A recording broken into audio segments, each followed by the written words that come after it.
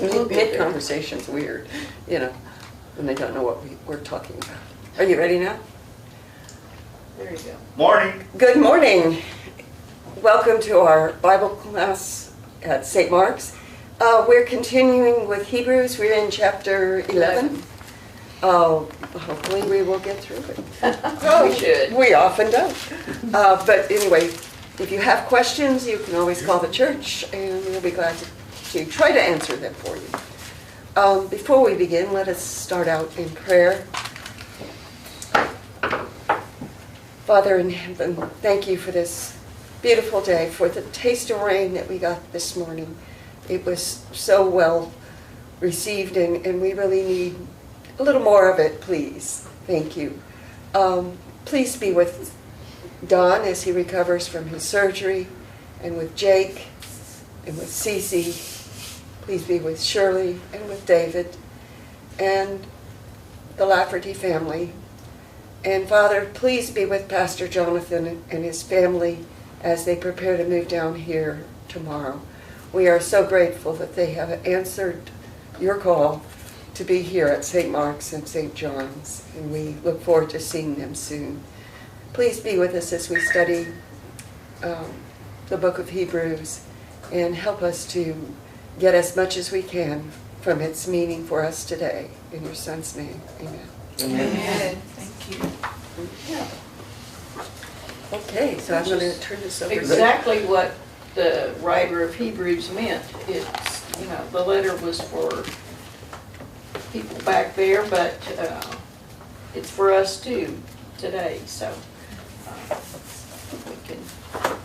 we had just barely started 11 and talked a little bit about that.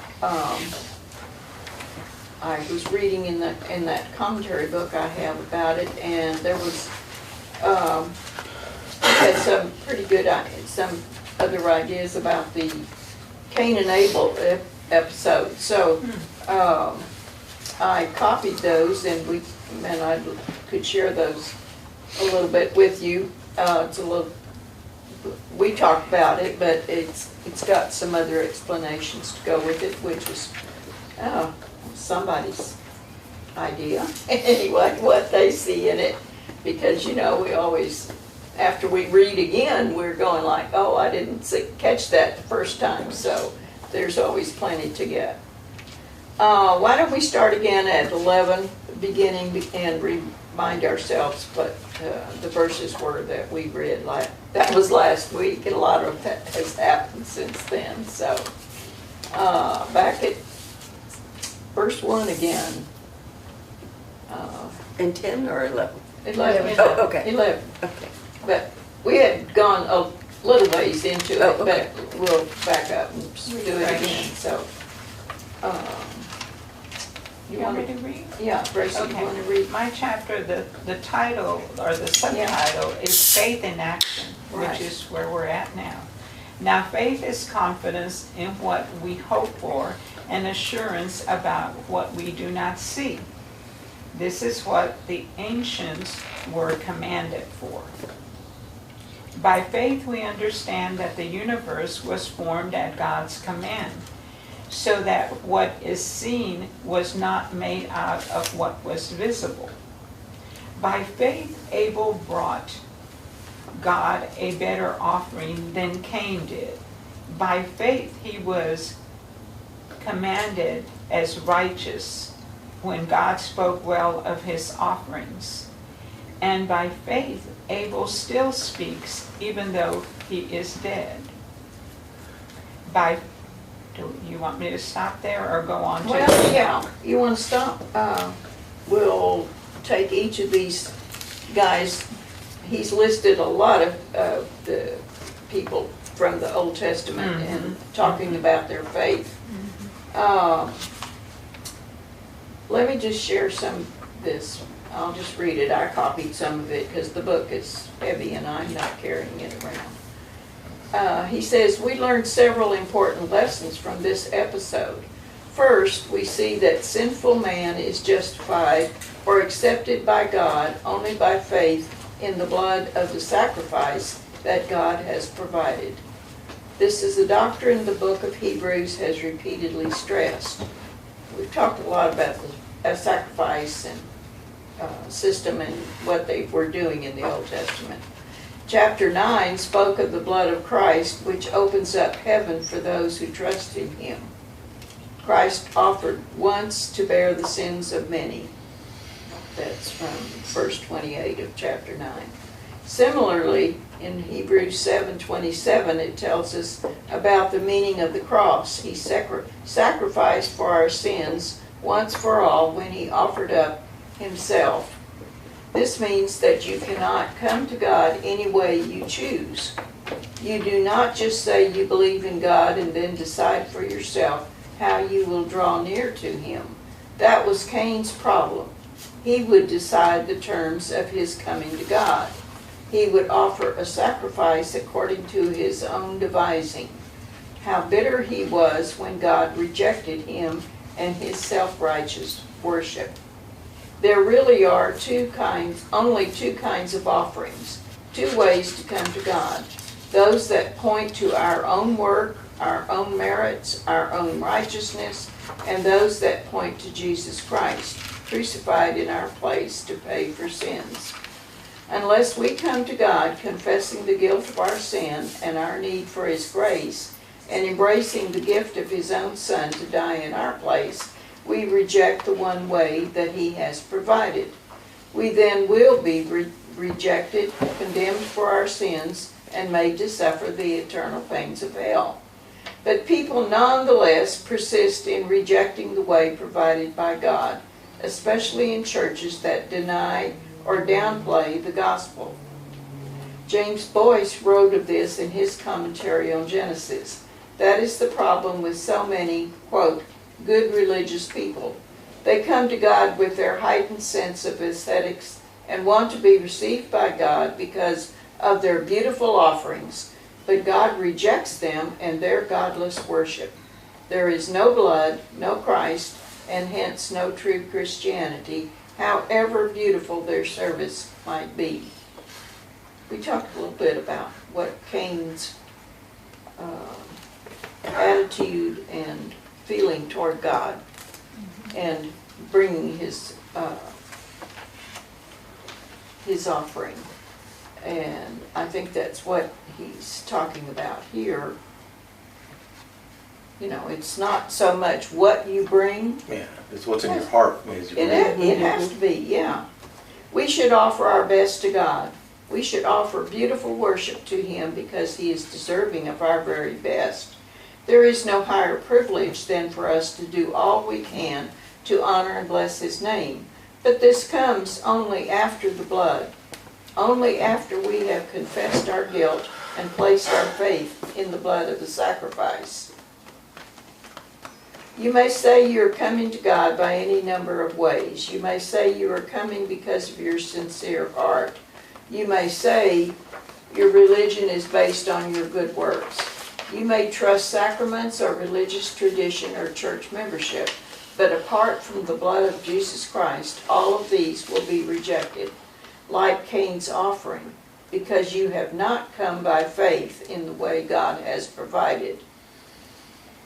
The Apostle Peter says to the Sanhedrin, "There is salvation in no one else, for there is no other name under heaven given among men by which we must be saved."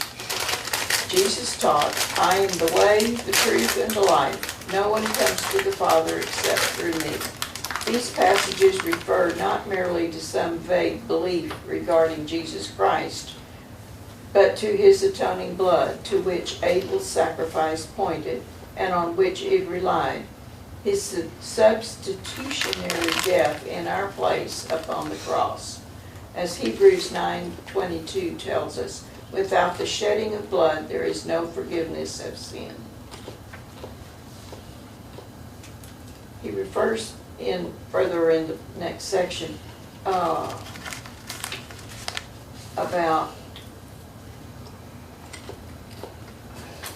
I was looking for it, that's not it.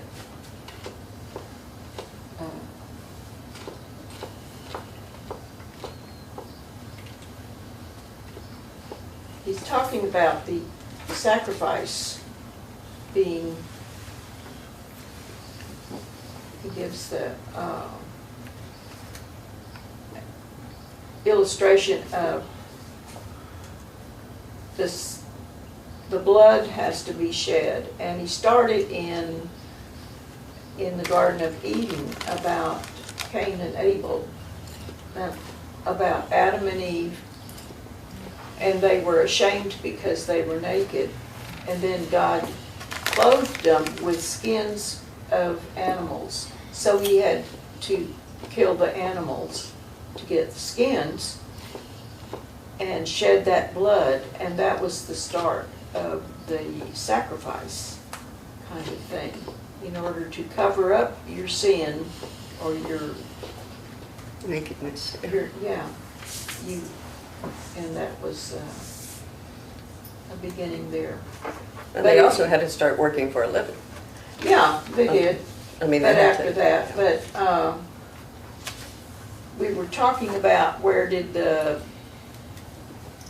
sacrifice come from?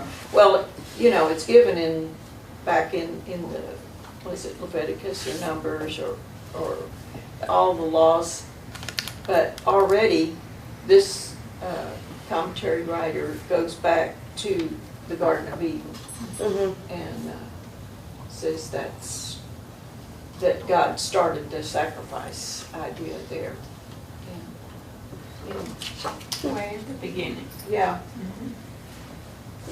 Okay, you want me to continue? Sure. with Verse Yeah. 5? Yeah. Verse 5, by faith Enoch was taken from this life so that he did not experience death. He could not be found because God had taken him away. For before he was taken, he was commanded as one who pleased God. And without faith, it is impossible to please God, because anyone who comes to him must believe that he exists and that he rewards those who earnestly seek him. Okay, then it goes on to Noah. Do you want me to stop? No, go ahead. Let's do Noah yet. Okay, verse 7. By faith Noah, when warned about things not yet seen, in holy fear built an ark to save his family. By his faith he commanded the world and became heir of the righteousness that is in keeping with faith. Okay, my word is he condemned the world. Is that what your translation says? By this he By condemned the faith world. he Condemned Yeah. the world. Yeah, As a condemned. result, the world was condemned. Yeah, And Noah received from God the righteousness. And I that said comes by commanded, faith. right? yeah, yeah. Okay. By faith he Condemned. condemned the world. Yeah. I think verse 6, it's such an important word, and your word, your Bible said use the same word, and to believe that he exists. You know, and it's just such a profound statement. You know, I mean, there's all kinds of, just like you were saying, you know, coming to God in all these different ways. Yeah. Well, I don't know, I'm spiritual, you know, or all these light, Christianity lightweight, kind of things, and it's like, this kind of cuts all the way down through it. Whatever. I mean, there's almost as many different churches as there are people on the planet, it seems Sure like. there are. And really, that's each one of us has our own relationship with God. But it all kind of comes down that common element that has to be there, or it's worthless, is that you have to believe He exists.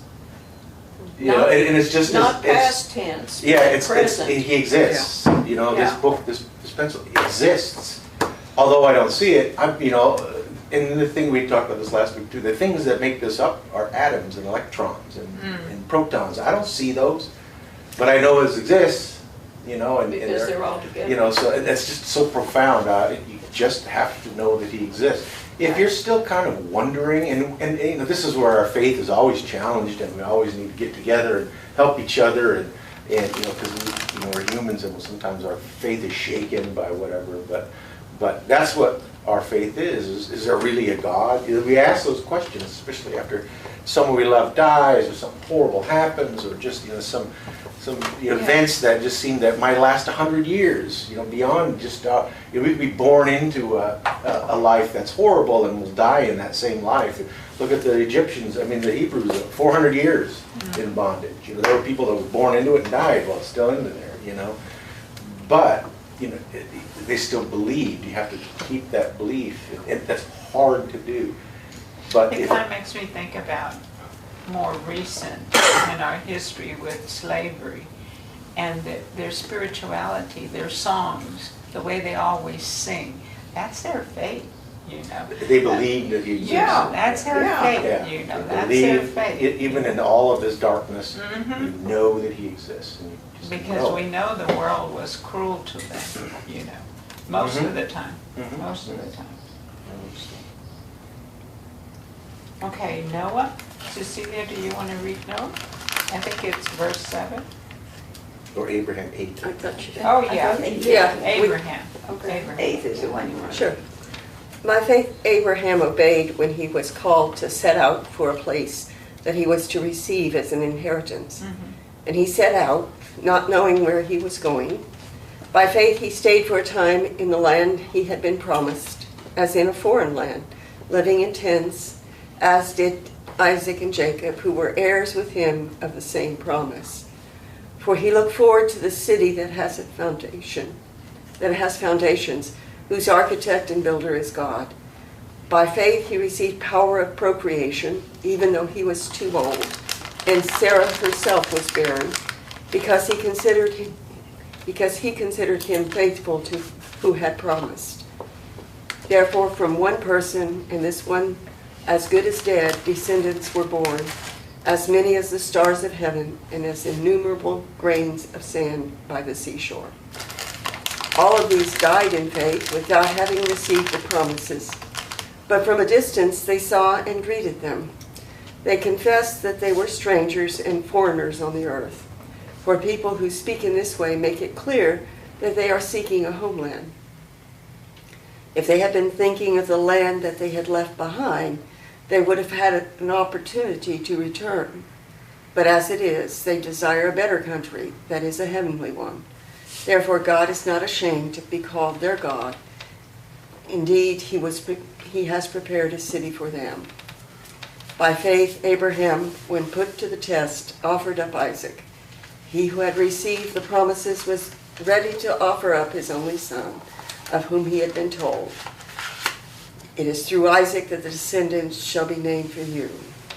He considered the fact that God is able even to raise someone from the dead, and figuratively speaking, he did receive him back. By faith, Isaac invoked blessings for the future on Jacob and Esau. By faith, Jacob, when dying, blessed each of the sons of Joseph, bowing in worship over the top of his staff. By faith, Joseph, at the end of his life, made mention of the exodus of the Israelites and gave instructions about his burial. Next section is the faith of Moses. Anybody have comments about the Abraham? I don't know about Abraham in particular, but I've read this before, and I've kind of thought about this. I get this hint about something, because we don't know when is Christ coming? When is he coming back? When's the end of the world? All of that. That whole big question, right? Well, the first question I have is, does that mean the end of Earth, or is it talking about the end of all existence? In other words, the stars that we can't even see up beyond, telescopic range. Yeah, all the way out to the end of the borders of our cosmos. Does that mean when he comes that, or are we just talking about the end of Earth? I don't know that question. I don't know what that is. But secondly, the hint here is that what God promises, and what we read again here, is that Abraham's descendants will be as many as the stars in heaven, as innumerable grains of sand by the seashore. And you think about how many actual individuals have been born from Abraham since then. It's nowhere near the amount of stars. It's nowhere near the amount of grains of sand what I'm thinking about is like, well, if there's going to be, if he's promising there's going to be that many descendants, how long would it take to have that many descendants? A long time. So when might be? So I can't imagine. I'm saying is that I'm thinking that chronologically, that many descendants have to come along before God ends it all. So maybe it's going to happen as quickly as we think. I don't know what the answer is. I'm just thinking that's the way my mind thinks when I read that. It's like, well, that's kind of, are you promising that many people are going to be descendants? But we're not even near that, not even close to that. I think there's only been 1 billion people, or there's more people alive on the planet than have ever lived before. I mean, I'm not just saying alive, but anyways. Currently living. Currently living, but I'm just saying is that, well, in order to have, he promises that many descendants, well, that's going to take a long time. Well, he's not going to end the world before that. I don't know. We have no Oh, idea. well, I think, remember, they had this idea of what a lot was, and they would Yes. use that as an Yeah. example, Yeah. just so that people would get the idea that it's beyond what you Yeah. usually It's think like of. Jesus says 7 times 70. He wasn't Yeah. talking about, okay, 140 Well, you only times. get to do it 490 times. Yeah. Yeah. No, he's talking about like blah, blah, blah. So yeah, that's very true. Yeah. I don't know, but I've thought about that before. And like, Good maybe I don't question have to be too worried just yet. It's kind of like you want to try to do the ancestry of it. It would be impossible. Oh yeah. Well, there's one group that's very good at that, and that's the Mormons. Yeah. Yeah. The Mormons really do trace that. Yeah, they Oh. do, yeah. But once again, they're going on the supposed 144,000 that are supposed to Yeah. be called into heaven. So, Uh-huh. I don't know what they get with 144 and 1. If they go, oh, what do we do now?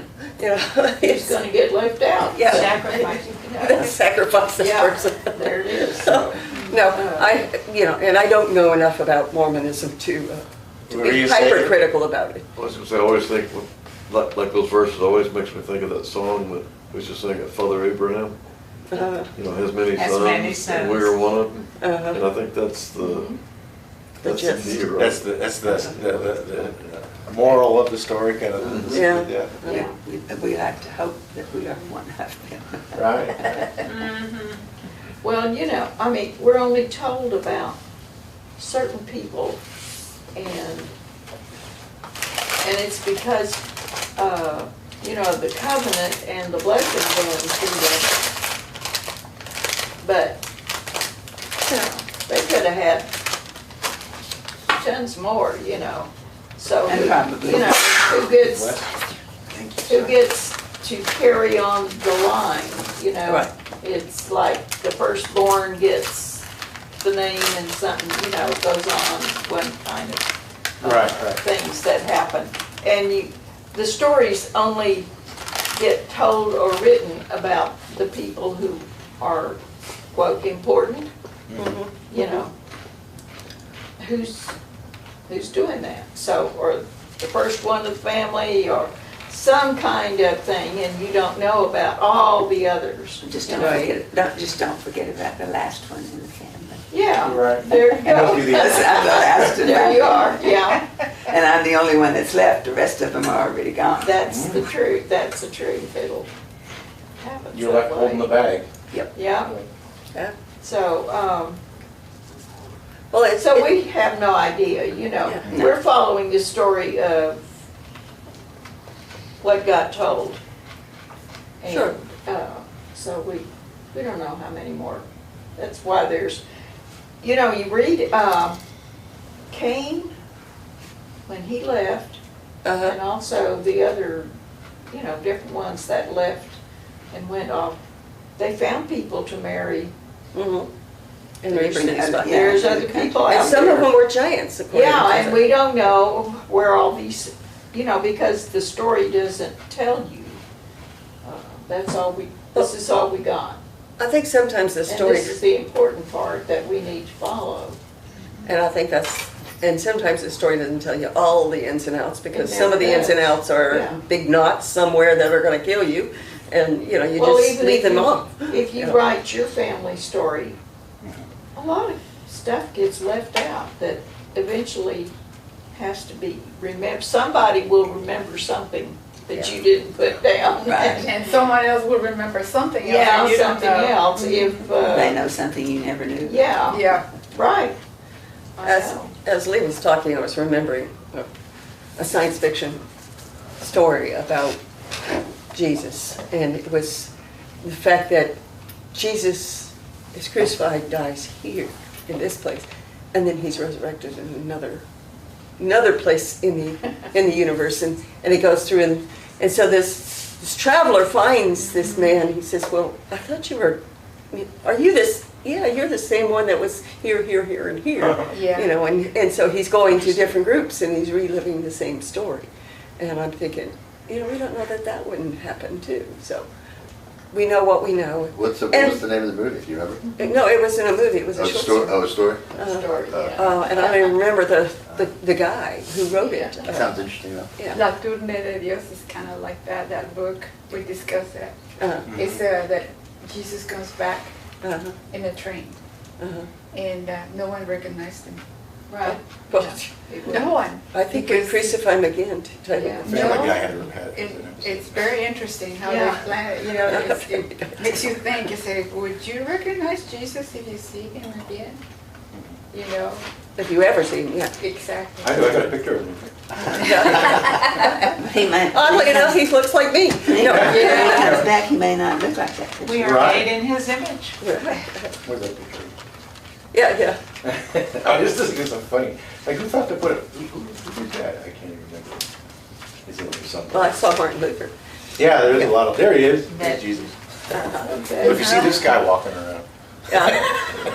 that's him, evidently. It's kind of I like, would- Yeah. Well, that looks, they say that looks more like he would have looked Probably. than the ones that most of us see, you know. He looks Arabic to me. Or Yeah, he's Spanish. Semitic. That's He's because- Arab, well, yeah. Well, that's He what, should. that's from that Middle area of the Eastern, world.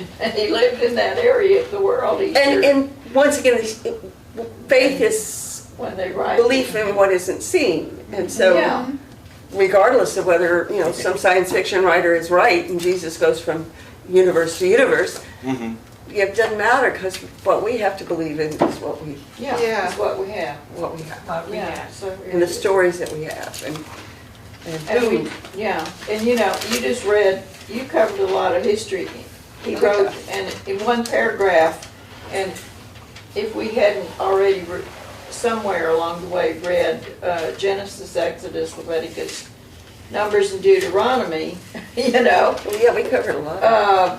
we wouldn't understand what he's talking about here. Uh-huh. So he mushes it, you know, all this together. The Jews that he's writing to, the Hebrews would have understood it. Yeah, they did. It's a written letter Yeah. to Hebrews. Yeah. Yes. Well, and people nowadays, if they haven't read the Old Testament stories, a lot of this New Testament doesn't make sense at all. You know, Yeah, so. yeah. uh, Well, I did like whenever he says in the future on Jacob and Esau, and I'm thinking Yeah. Jacob was a real snake. Oh, he was. He was. Because of what he did to his brother, Yeah. or what his mother did to his brother. Well, You know, so, Every family has a Yeah. story. yes, it was a very interesting story. which is Read it again. what this book covers. Limping with God. Limping with God. I mean, it's Jacob's story, Uh-huh. and Because but he fought. it's a discipleship story Mhm. that God picked him and kept using him in spite of all the stuff he did, you know, and Like the covered. Judas, Yeah, well, he did all the guys, but Yeah. anyway, it's an interesting book if you to read, and he wrote it with discussion questions. I mean, it's a study kind of thing, but anyway. But it's also That a would be story something. of hope, in a Oh, sense it is, yes. of how even when you have sort of played the margins, so to speak, of you know, Oh, just teetering there on what's good and what's bad, that you can be redeemed and Oh, brought yeah. back. And how, I liked Esau better when I read about him, though. I mean, as a person. yeah, Oh. well, and, you know, God uses things to work out his plan Mm-hmm. anyway, because the things that happened to Joseph, so that he ended up in Egypt, Yeah.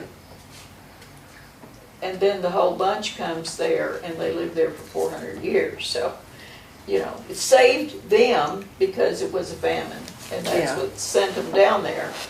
But then it was time to get out, Right.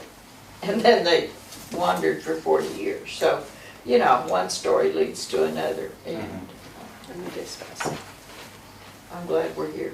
I think a lot of people don't think about that too, when they go through like the you know, kind of like that whole, you know, where such begot such and such and such. Yeah, It'll go all the way down. genealogy thing, I think it's just, you know, I think it's important because then a lot, you know, maybe you can skip through it when you're trying to get to something or whatever. But Well, yeah. the purpose of it is to show how much time was in between, for one, and just how much went into God's plan. You know, how much Right. effort and people were involved, and how Right. you know all those different things had to happen just the way they did for things to be just the way they were or the way they are. You know, and it's just important. You know, that's why, and I think that's why it's theirs, because I mean, it could nobody knows who all those people are exactly. You know, in between. No. But it's, you know, it's just important because without that, for one, that you know, idea of what the timeline was given by how long people might live and how many people were in between, but just how much really went into it. You know? Yeah. Well, actually, that was used to determine that the world was only 6,600 years old. That genealogy. Really? Yeah. Wow. I mean, that's what they say. Some lad Well, Christian. It was some Bishop Usher said that that's how long the earth had been created, which of course we have found out was not quite true. Yeah, So it's a little bit of a low estimate, isn't it? a few years off. A few million years off. And we can go on. You want me to? Leave off Where are we at? 20? 23. Moses, yeah. The faith of Moses. By faith, Moses was hidden by his parents for 3 months after his birth, because they saw the child was beautiful, and they were not afraid of the king's edict. By faith, Moses, when he was grown up, refused to be called the son of Pharaoh's daughter, choosing rather to share the ill treatment with the people of God than to enjoy the fleeting pleasures of sin. He considered abuse suffered for Christ to be of greater wealth than the treasures of Egypt, for he was looking ahead to the reward. By faith he left Egypt, unafraid of the king's anger, for he persevered as though he saw him who is invisible. By faith he kept the Passover and the sprinkling of blood, so that the destroyer of the firstborn would not touch the firstborn of Israel. Keep going a little bit, because we're still. Okay, this is the faith of other Israelite heroes. By faith the people passed through the Red Sea as if they were on dry land, and when the Egyptians attempted to do so, they were drowned. By faith the wells of Jericho fell after they had Walls of Jericho. The walls of Jericho fell after they had been encircled for 7 days. By faith Rahab the prostitute did not perish with those who were disobedient, because she had received the spies in peace. Yeah. And what more should I say? For time would fail me to tell of Gideon, Barak, Samson, Jephthah, of David and Samuel and the prophets, who through the faith conquered kingdoms, administered justice, obtained promises, shut the mouths of lions, quenching raging fires, escaped the edge of the sword, won strength out of weakness, became mighty in war, put foreign armies to flight. Women received their death by resurrection. Women received their dead. Women received their dead by resurrection. Yeah. Lazarus. Others were tortured, refusing to accept release in order to obtain a better resurrection. Others suffered mocking and flogging, and even chains and imprisonment. They were stoned to death. They were sawn in two. They were killed by the sword. They went about in skins of sheep and goats, destitute, persecuted, tormented, of whom the world was not worthy. They wandered in the deserts and mountains, and in caves and holes in the ground. Yet all these, though they were commended for their faith, did not receive what was promised, since God had provided something better, so that they would not, apart from us, be made perfect. Let me read that last 39. Yeah, you want to read? Yet all of these, though they were commended for their faith, did not receive what was promised, since God had provided something better, so that they would not, apart from us, be made perfect. I don't understand that. In other words, they didn't see the fulfillment of his promise. No, end of the world hadn't happened yet. Well, They were waiting for it. because the Redeemer hadn't come yet. Yeah. Oh, I see what you're saying. Okay. And he came during that generation's, I mean, the end of that, well, I don't know when Hebrews was written, but he came just before Right. Yeah.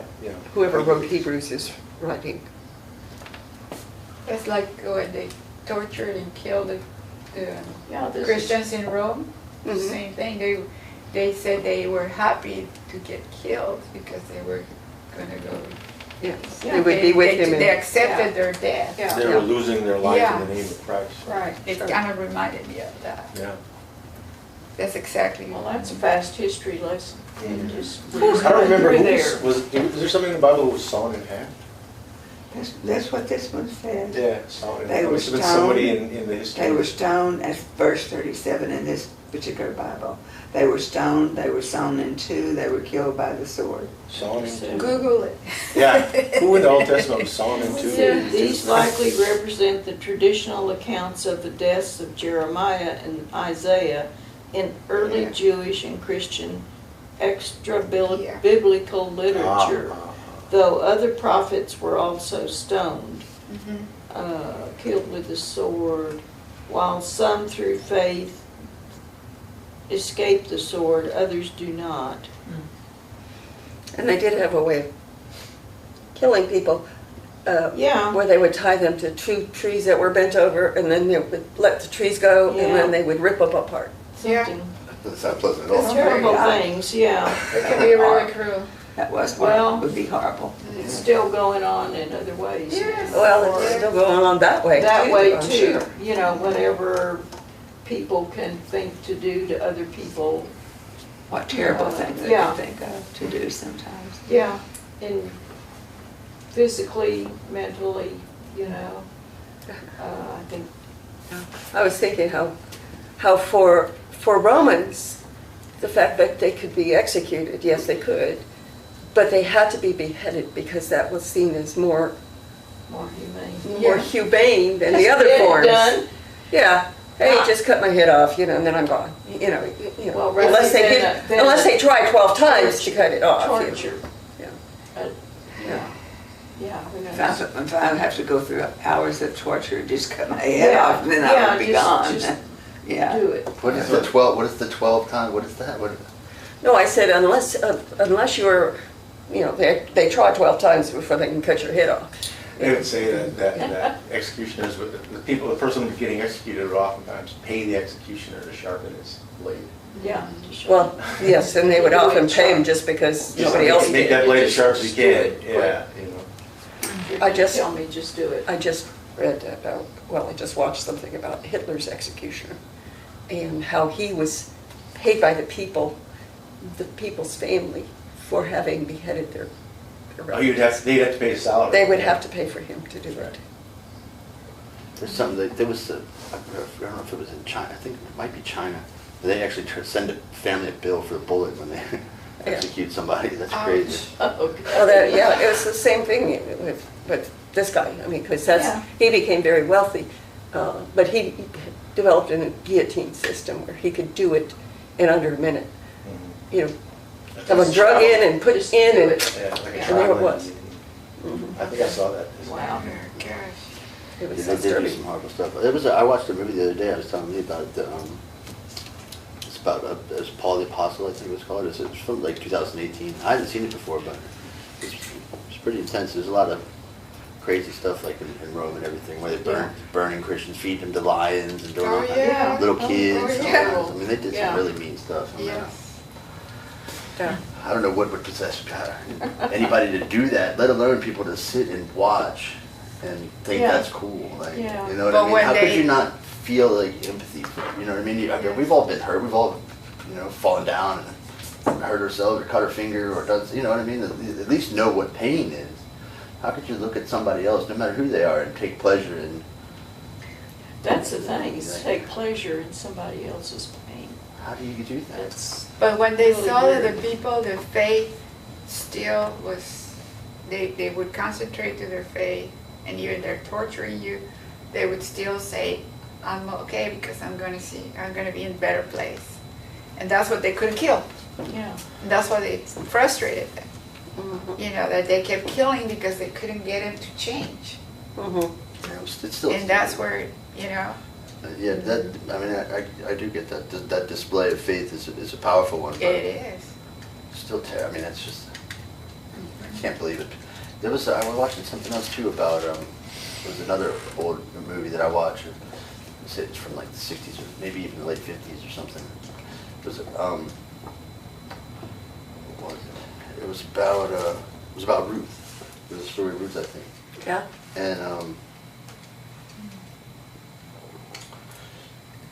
there was, I don't know, back in those days, it's just really, we're blessed to be in America, live in America, speak of 4th of July, Right, you're right. have you know, things the way that we have them. That's true. You know, even when somebody, you know, murders somebody and they put him to death, it's not like something. I don't feel like anybody's really happy about that. Like, you know what I mean? Like, I don't know, maybe there's some people, but I don't know. Yeah. Doesn't Unfortunately, bring- there are people who doesn't bring me any joy. relish that. Yeah.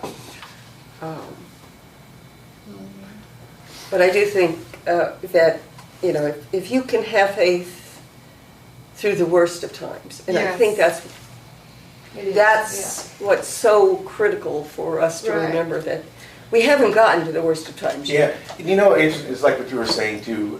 You know, in times, Roman times, when Christians being thrown to the lions and things like that. You know, we as I'll speak for myself, as a Lutheran, as a Protestant, you know, we don't venerate saints quite the way that the Catholic Church, or the Roman Catholic Church does. And however, you know, one of the big reasons that you remember specific individuals, and you remember that they did, let's say for instance, I can't remember the names of these people who were venerated saints, but you know, this particular saint allowed themselves to be killed or burnt at the stake, or something like this. And well, the reason that, you know, you remember that particular individual is because that person was unusual, because in those days thousands of Christians were killed that way. Thousands of people were by you know, a blade at your throat, renounced and worship Caesar. Far and away the majority of those people did that. They did renounce God, and they did do that because they have a family, and that's a very human response. That was the typical response. What was unusual was those few people that actually had the strength to do that. And that's why you look up to those people as saints. Those are people that we want to memorialize. Look how strong their faith was, because that's not, you know, that's just not typically the case on average. You know, and that's not a bad thing for us. That's not saying anything bad about the people who weren't able to be as strong as that saint who did that thing. At all. That's just a comment on the fact that we're human, and that you know, this remembering that God exists is not an easy thing to keep in mind all the time. Remembering to, you know, putting all of your faith in God at the most desperate times is not an easy thing to do. No. But even what he's saying here in Hebrews is, remember these people who did go through all this stuff, and you know. The reason you remember those people, because those were the few who were able to do that. So let's look at those as models, because we know the reality is most of us can't do that, and that's kind of the truth. True. You know. Yeah. I think for me, one of the great blessings of being a Christian versus being an Israelite was the fact that we now know that we can, in fact, be redeemed regardless of what we did in the past. And that, yes, we do have fallibilities. We do perhaps not give our all the time, or even once in a while. But we can be forgiven for that, and we can change. Because we're human. Because we're human. And because we are blessed, because, yes, it's you know. a gift. It's a gift. Because, you know, we're not judged on only one event that happened in our lives. And I think that's very hard for a lot of people to understand, that they can be forgiven for whatever they did.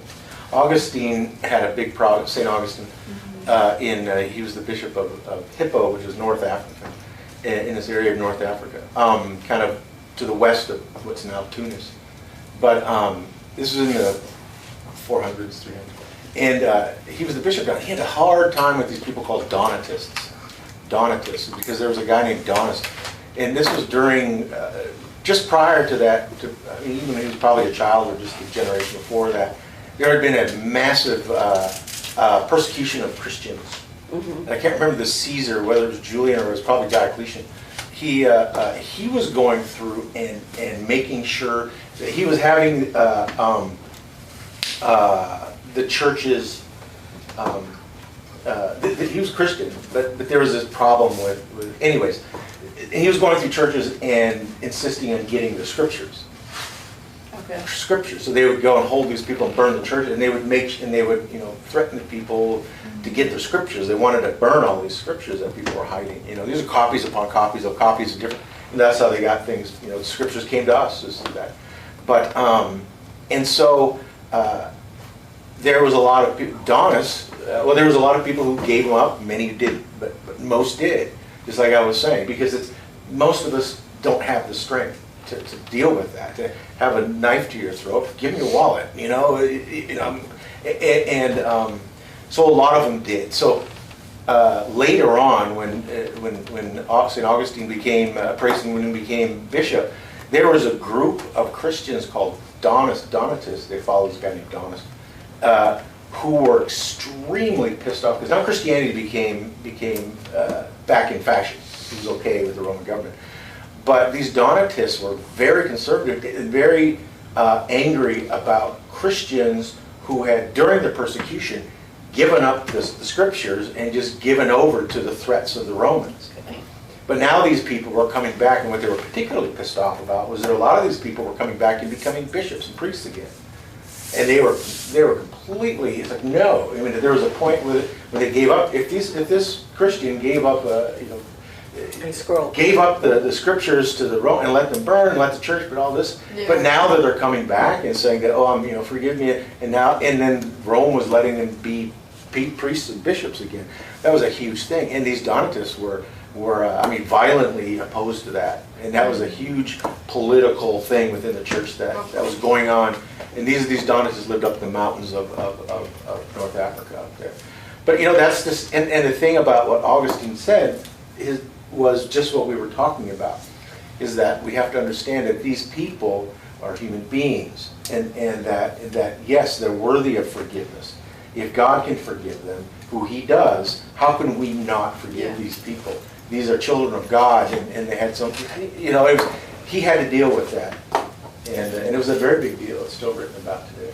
Well, I think it's interesting because there are lots of examples through literature and others about people who, when they are being censored by having their whatever works taken from them or burned, it's that they will often memorize everything. Yeah, that's true. And they will simply retell the story when it's safe.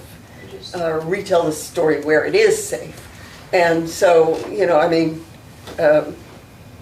if you saw the movie, The Book of Eli, what is he doing? He is the book, and he's going to a safe place where they will, and one of the books that they're putting together is the Bible again. And his book was, I don't even remember which one it was, but I think it was in the beginning. And so he was the book of Genesis. But it's the story of what happens in an apocalyptic moment when, who remembers these things? And the same thing with one of the famous things out of the 60s and 70s about people getting together and memorizing the book as the books are all being burned. And they would become, come and tell me, I am the book of this and I am the book of that. And they would just sit there and talk. Wow. I was going to say with these Donatists too, that's how the Donatists called it in Latin to give up the scriptures, to give up those sacred books like that. They were called traditores. And that's where we get the word traitor from. Traitor. That makes sense why a lot of the scrolls were hidden in mountains and caves, and they still find In big them. pots. Yeah. They have to hide it. Yeah. Makes sense. Yeah, they had, And I think many of us have never had to, no. Be we haven't approached had for to that. do that. my brother was a missionary in Tunisia. And he said, you know, there, if you're a Christian, you're not allowed to speak in public. Oh, yeah. You know, and so he got called in because, well, he was a missionary. And fortunately, he took one of the people with him, and they sat in the police chief's office, and he was questioned for hours. Yeah, and I'm thinking, well, so what do you do? You know, how do you say, you know, how do you not say? How do you certain- not deny it? Yeah. Yeah, how do you not deny it? You know, that's just how scary it is just to be pulled in and have to talk over a desk. How do you like to have a blade at your throat? Yeah. You know, I mean, and these people are serious. I mean, that's, Oh, yeah. it's, you know, these saints, the people who were able to persevere so beautifully and that we, you know, they look as saints. Those were the unusual ones. You know? Exactly. But I think, and this is why I get so upset when I hear people saying, oh, we in the United States, we Christians are being, you know, persecuted. You're not being persecuted. I'm thinking, I don't think I've ever seen You don't know. persecution. You don't know. You know, because my brother now my brother's still very active in his church here in Arizona. But, you know, many of us have never actually been at the point of, No. you know, being executed. if you Yeah, will. existentially a threat, you know, Yeah. your life. So, It's a, well, this is, So, it's a journey. that leads us to first chapter. but I 12. have. We got I through think- one chapter. I think I'm That's also the very end of chapter interested about 11. this question of who got sawn in pieces at least. Yeah. Yeah. I Well, would this like is to find that economic. story. This one says they were sawn in two. Yeah, mine says that too. Killed by the sword. Well, we'd have to find. Yeah, it's an interesting story. Extra biblical literature, so Yeah. need to read from some other histories The there. verse before that says, some were mocked and whipped, and others were put in chains and taken off to prison. Yeah, The ones that went to prison, they were stoned, they were sewn in two, yeah. So, Mhm. and they were killed by the sword. maybe it doesn't tell you the names or it's not itemized, but it Yeah, says this is they what went around happened to clothed in skins of sheep and goats. groups, who knows? The world was not good enough for them. They wandered like refugees in the deserts and hills, living in the caves and holes in the ground. Yeah, Yeah. Yep. so, let's go on to 12. This kind of leads into what we're talking about here. Yeah, Ed, here's that word again, therefore. Therefore, since we are surrounded by such a great cloud of witnesses, let us throw off everything that hinders and the sin that so easily entangles. And let us run with perseverance the race marked out for us, fixing our eyes on Jesus, the pioneer and perfecter of faith. For the joy set before him, he endured the cross, scorning its shame, and sat down at the right hand of the throne of God. Consider him who endured such opposition from sinners, so that you will not grow weary and lose heart. God disciplines his children. In your struggle against sin, you have not yet resisted to the point of shedding your blood. And have you completely forgotten the word of encouragement that addresses you as a father addresses his son? It says, my son, do not make light of the Lord's discipline, and do not lose heart when he rebukes you, because the Lord disciplines the one he loves, and he chastens everyone he accepts as a son. Endure hardship as a discipline. God is treating you as his children, for what children are not disciplined by their father? If you are not disciplined, and everyone undergoes discipline, then you are not legitimate, not true sons and daughters at all. Moreover, we have had human fathers who disciplined us, and we respected them for it. How much more should we submit to the Father of spirits and live? They disciplined us for a little while as they thought best, but God disciplines us for our good, in order that we may share his holiness. No discipline seems pleasant at the time, but painful. Later on, however, it produces a harvest of righteousness and peace for those who have been trained by it. Therefore strengthen your feeble arms and weak knees. Make level paths for your feet, so that the lame may not be disabled, but rather healed. Wow. You stop? Is Go. that Yeah, I think that's a good place to stop. is that the end of the section in your Bible? Yes. Well, yeah, the next section Okay, is warning. because I and still encouragement. have about 3 verses Yeah. left of my section, but that's good. Okay, stop. Good. Somebody's phone. Nuh-uh. You can just let it ring. That's fine. At least it's not who let the dogs out. Right. Well, Godzilla. what I find interesting here is the word discipline, because I heard that growing up. Oh, I'm yes. just disciplining you. Well, in many cases, that was just another code word for beating the tar out of you. But, you know, for me, when I hear the word discipline. discipline, we are disciplined, we are being taught, we are disciples, we are being, and I said, Structured. Jesus wasn't known for beating up his disciples. You know, what did he do? He taught them. And so usually I do this in my family dynamics section of my course. You know, Yeah. what is going on? Are you actually teaching them something, or are you simply teaching them to be afraid of you? You know, Yeah. Not necessary, but Yeah, not it to do depends that on the- again. yeah. The brand of. Well, and it depends what you style of consider. Discipline. Yeah. Yeah. What I get is it. the punishment you got, yeah. Yes. This is a discipline for us Yes. to come every Wednesday at 10:30 and sit for an hour and a half and talk together. It's a discipline. Yes. And how much have we learned in Yeah. doing this for however long we've been doing it? Years, a year, Yeah. When 2 you talk years? about a discipline, It's a, a discipline is like a way, you know, It is. that's what a discipline is, you know, Yeah. if people say, well, what is your discipline? If you're maybe a specialist of some kind in some sort of, there's that too. you know what I mean, Yeah. I'm trained in this discipline, the discipline in I'm this trained discipline, in you know. it because I've done it over and over, so I'm good at it. Being disciple, you know, that is their discipline, that's what Yeah. you know, that's the way, that, Right. and that's the way I see it, you know. Yeah, and I think you know, you made a good point. The way how we discipline ourselves, but we're Yeah. very mature, you know, in our lives. Everybody here is a mature person, you know, an adult over, you know, at least over 40, all of us, you know, and as opposed to a child who was 3, for instance, you know. But we do the same. Well, I'm talking about You know. corporal as opposed to intellectual discipline, you know, Oh, at what well, point is see, it corporal? yeah. I mean, it could just be, you know, to keep your child away from the kitchen, you put up a barrier.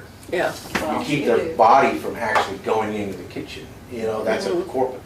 It's corporal in that it's a body thing, you know, there's nothing intellectual about it. Covers It's everything just close. physically keeping that child out, you know? Out of danger. You know, a child who keeps reaching for something that's hurt, you might want to do that. Why, getting there, you're not really trying to hurt them, but at their intellectual level, you know. That's the only You know, thing that's that kind of the only says. thing. You Yeah, can't that's all they explain to them about thermodynamics and what, you know, that, they don't get No, but if that. you said, no, don't do this, and they keep doing it, When My point is that it's Then a they higher go, level, so okay, discipline.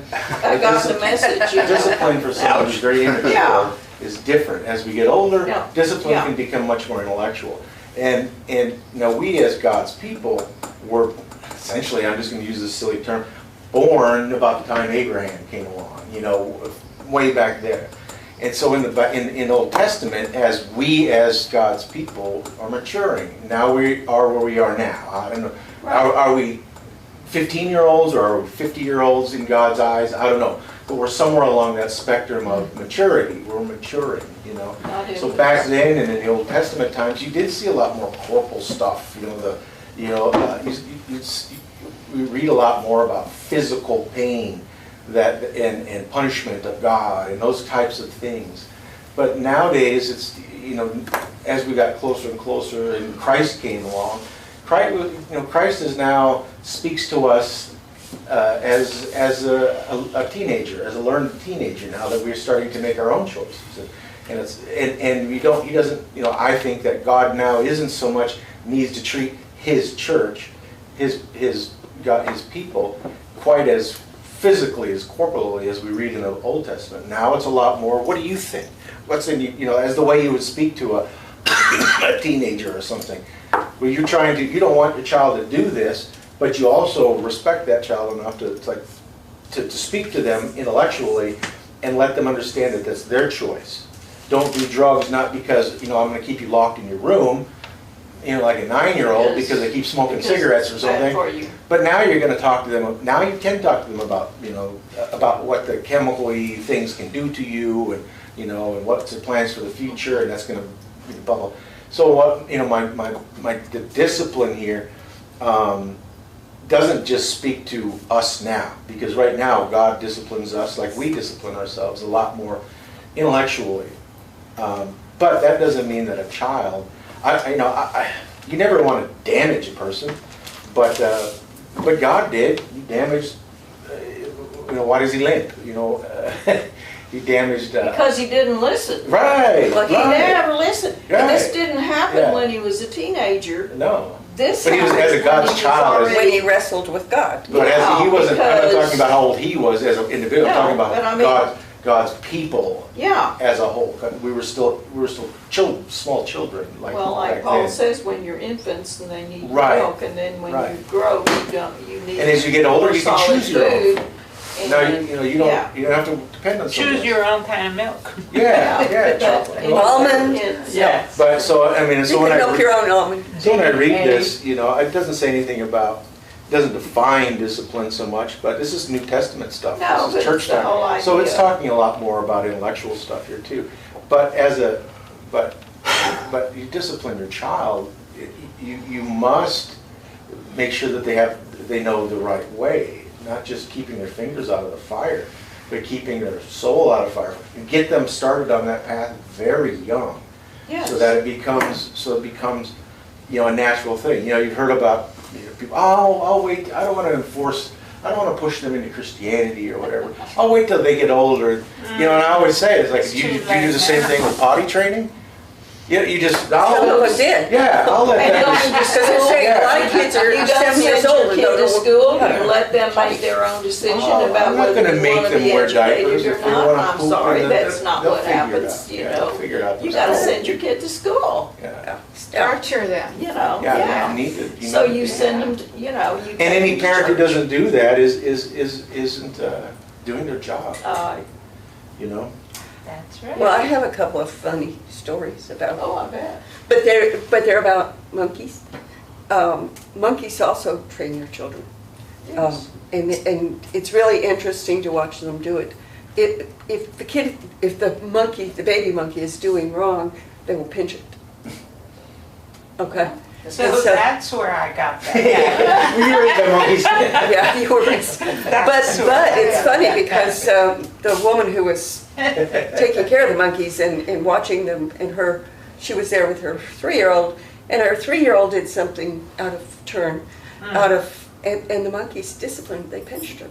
The monkey discipline, is that right? Yeah, because she had been around them enough that they, you know, Yeah. she was one of them, and so She they acted out, pinched she her. got pinched. And when we had to build a fence around them because they kept going over the fence and visiting town, and you know the movie Outbreak, that was Oh, yeah. actually filmed because of something that happened in South Texas. And so the monkeys, these were research monkeys, they were allowed to run free on this farm, this ranch. And when the outbreak happened, our Parks and Recs guy from the state had a shoot to kill on all the monkeys.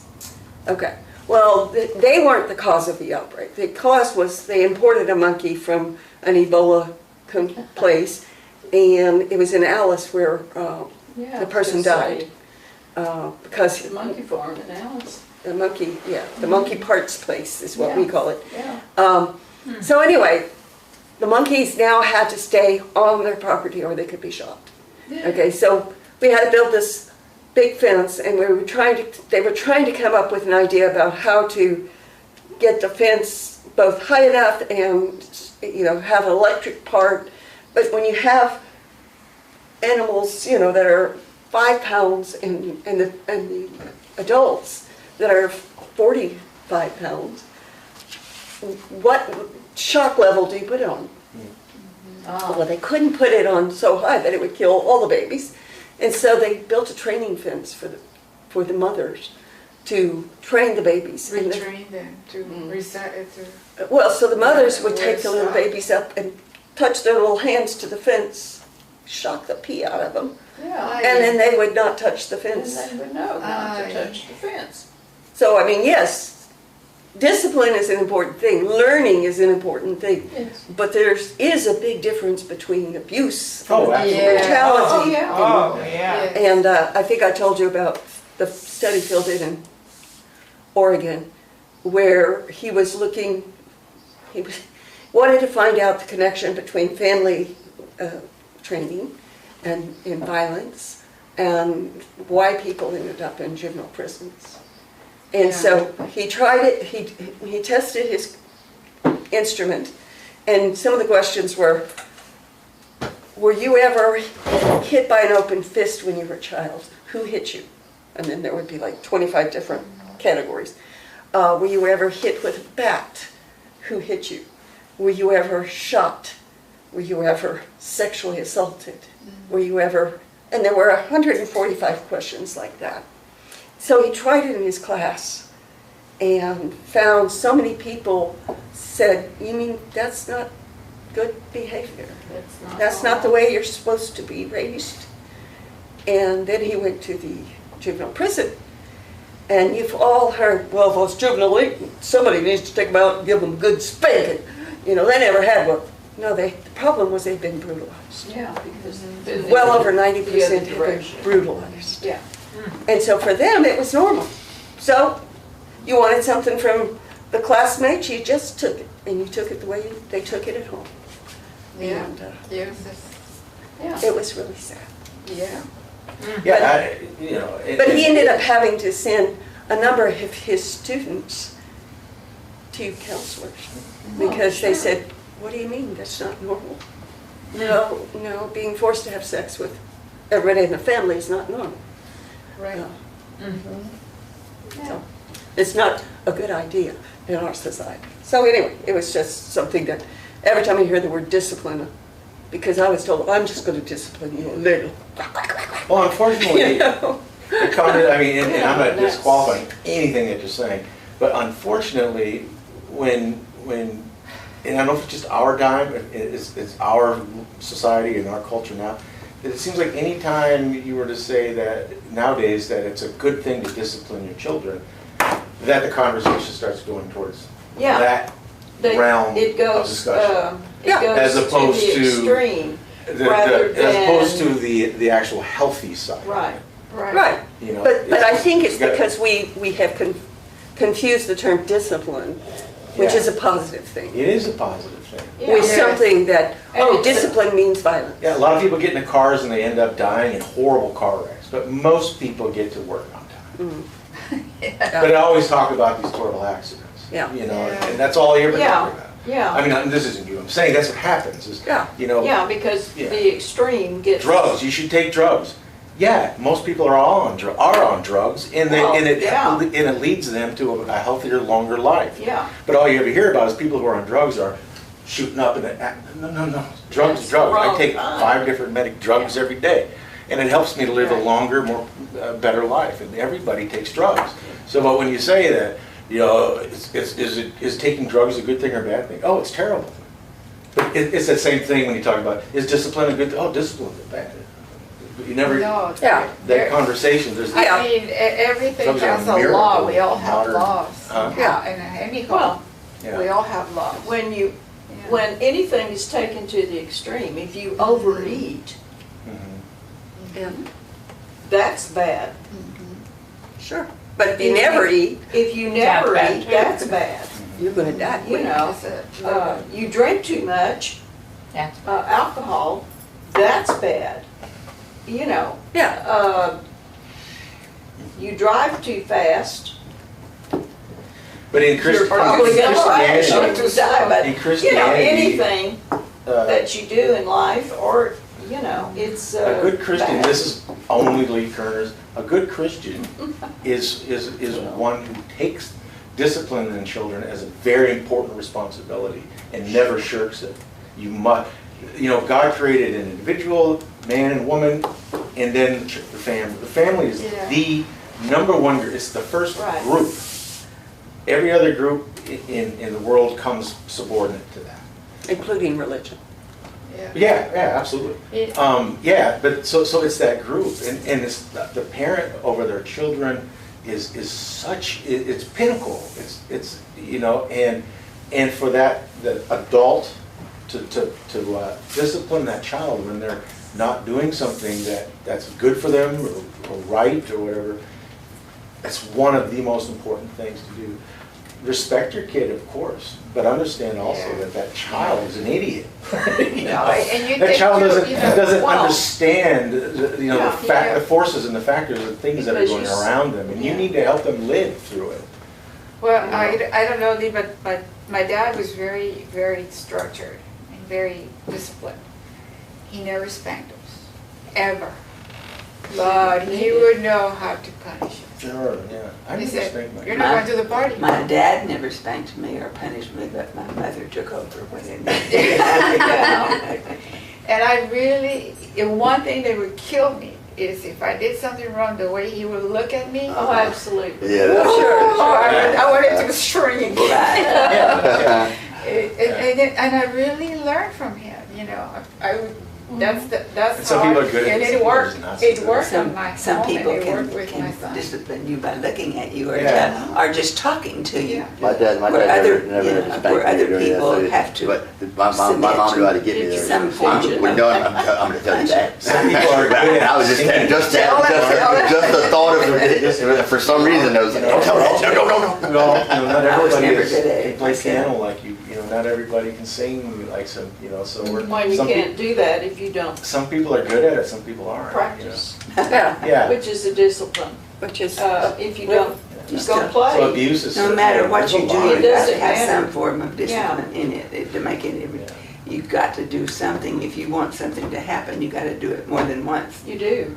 and you have to keep doing it, I carried even Yeah. though you think, oh well, I this is learned not to it. crochet when I was 9 years old. Then there were like 20 years when I didn't touch it. But I carried these unfinished Afghans around for 20 years. And when I finally opened them up and did it, it's like, this is terrible looking. You can't, you know, crocheting was not working, you know. So it took another year or 2 years to get it back.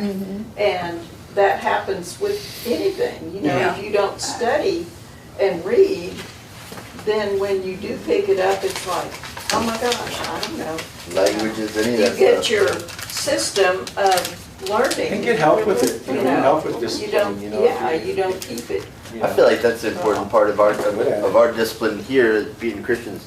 You know, it's not just about us reading the Bible and sharing this stuff, which is, I love talking about God, and I love, you know, all the discussions we have, and even though sometimes we don't get very far into things, No, but we never get very far. but we get to communicate with each other, and we get to, Right, you we know, learn a lot and from each other. we get to be together, you know, as, Right. as a family. I think that's a huge Yeah. part of our discipline, you know. Right. It is. And so coming here every week and being together and coming on Sundays and It's being true. together, you know, it's Well, huge. it is, so. and one of the things that I'd like to stress is, you know, it is very important when you raise a child, because even, you know, raise up a child in the way they should go, and when they're old, they won't depart from it.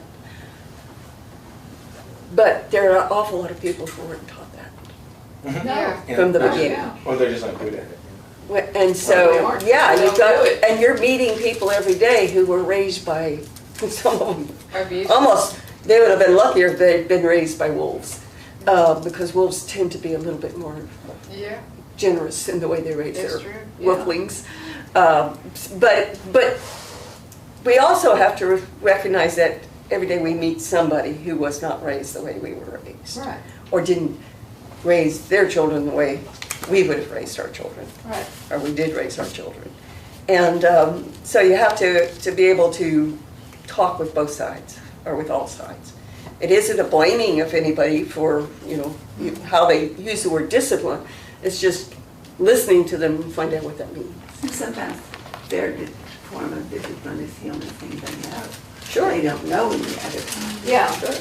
you tend to either do what you were, the way you were You were brought taught, up. or the way if you it saw. was an extreme, then you go to the extreme the other way, the other end. One of the- It's hard to hit the, One of the books I Balance. used in class was called Ghost from the Nursery. And it was a woman who was studying serial killers. And she went and talked to serial killers in prison. It's the only place to talk to serial killers is in prison. Yeah, I On wouldn't the want to other talk to side. them anywhere else. And so she said that was part of the problem, was many of them were raised to think where they were either internally developed this sense of anxiety that was so strong because they lived that. And so they would try to recreate situations that gave them that same level of, wow. so that, because that was normal for them. And she said, and it was all in many of how they were raised. So it's a form, Well, sure. it was a form of self-destruction for them. But it was the only, But it was the only thing they could feel, really. it was the only natural part to them. That was normal for them. Yeah, Yeah. And it's really sad, I mean. it is. That's Yeah, another very topic, isn't it? I think I think everybody, if you- everybody has that little bit of that self-destructiveness. You talk about driving too fast, or Yeah. drinking, or doing, Overeating when you know better. overeating, or something. So isn't that weird? Yeah, yeah. Not overeating. Yeah. Speaking of which, is it We time all for do lunch? that. It's not much yet, almost. Lunchtime. Oh, it is 12 o'clock. Did you want to save the others, because I think the warnings is a very good subject to get into. Mine says the warnings against rejecting God's Yeah. grace. Is the next segment.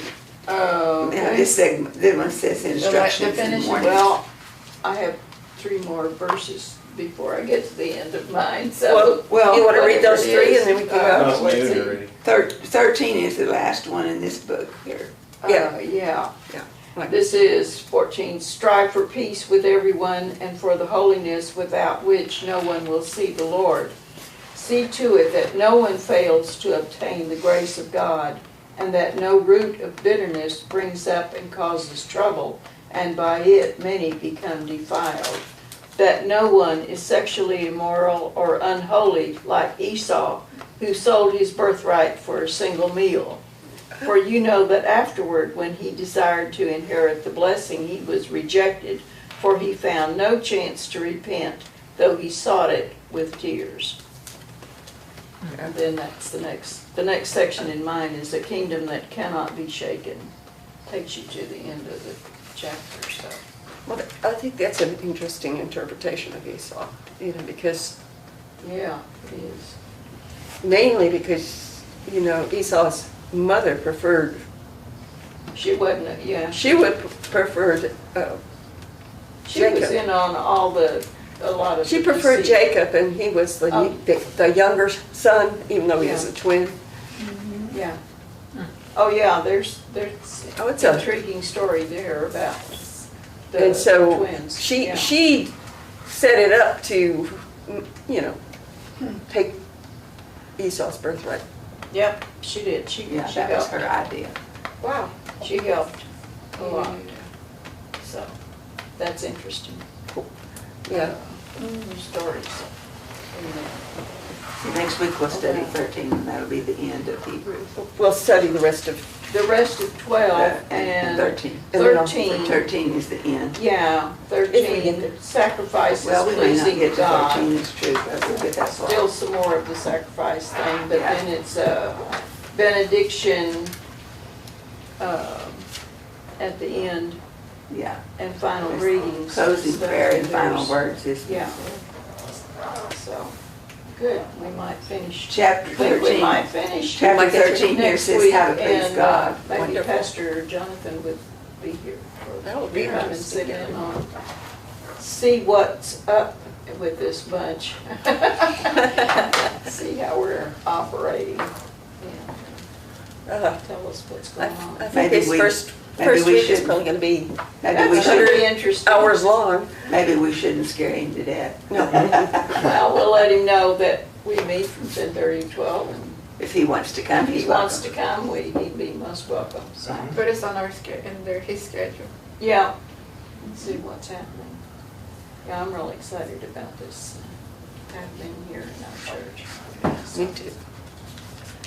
Well, Yeah, you all we have wanna- worked diligently for this, and I'm grateful for you to do that. Thank you so much for your It's work been on it. A labor of love. It Yeah, was great. a lot of, And for some of us, a lot of labor. I'm sure it was. Yeah. I think at least Lots of- several of you here. in, Certainly more than I put into it. yeah, things happening that we didn't plan, that happened. But you and can't, now you can't it foresee. Took over some You people's can't lives. foresee that stuff because Yes. there's always something happens that wasn't planned. Absolutely, Bookmark. it goes like that, so. Yeah. It's stuck. Assembly Don't problem. plan too far ahead, it isn't gonna happen. Yeah. Well, So- And be careful what you Well, ask it's for. always but you in could- God's I mean, plan, you have not to our be plan. flexible to whatever you think is gonna happen, and it's gonna Be take careful a what you ask for, sidetrack. because you might not like it once it gets here. That's true. And I'm sure we've made God laugh a lot I'm sure. because we had Wanna give plans. us a They didn't closing- come out the way we Closing thought. prayer. Yeah.